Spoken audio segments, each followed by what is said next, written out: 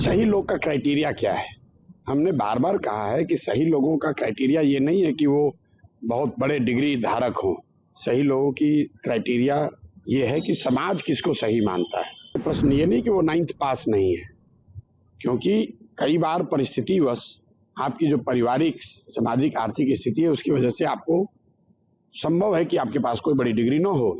मुख्यमंत्री के बेटे होने के बावजूद अगर आप 9वीं क्लास पास नहीं करते हैं तो आपकी योग्यता से बढ़कर ये इस बात को दिखाता है कि शिक्षा को लेकर आपका नजरिया क्या है, शिक्षा को लेकर आपकी सोच क्या है। कि जो भी प्रत्याशी चार खड़े हैं जन स्वराज के, आप उनके बारे में समाज में जाकर पूछ लीजिए। वो बालू माफिया नहीं है, वो क्रिमिनल नहीं है, वो किसी बड़े बाप के लड़के नहीं हैं, उनके माँ बाप किसी विधायक मंत्री के लड़के बच्चे नहीं हैं, वो समाज के सामान्य परिवारों के लोग हैं।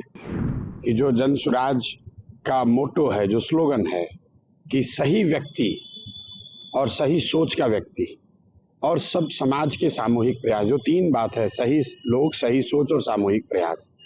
सही लोग का क्राइटेरिया क्या है? हमने बार बार कहा है कि सही लोगों का क्राइटेरिया ये नहीं है कि वो बहुत बड़े डिग्री धारक हों। सही लोगों की क्राइटेरिया ये है कि समाज किसको सही मानता है, किसने समाज में रहकर कुछ काम किया है।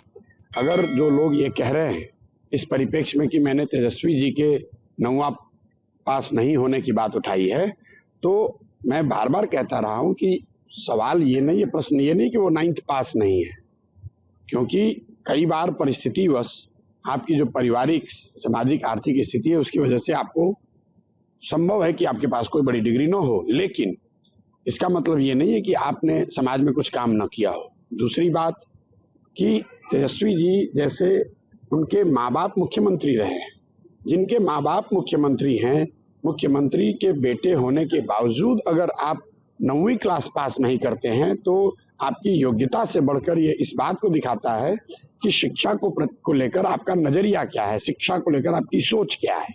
तो उन दोनों बातों को अलग करके देखिए। जो भी प्रत्याशी चार खड़े हैं जन स्वराज के, आप उनके बारे में समाज में जाकर पूछ लीजिए। वो बालू माफिया नहीं है, वो क्रिमिनल नहीं है, वो किसी बड़े बाप के लड़के नहीं हैं, उनके माँ बाप किसी विधायक मंत्री के लड़के बच्चे नहीं हैं, वो समाज के सामान्य परिवारों के लोग हैं। जन स्वराज की पूरी ताकत लगकर उनके साथ उनको चुनाव लड़ा रही है और जनता के सामने एक पहली बार पिछले 25-30 सालों में एक विकल्प है कि वो राजद के डर से भाजपा को और भाजपा के डर से राजद को जो वोट देते रहे हैं उससे अलग हटकर किसी अन्य दल या नेता का चुनाव करें।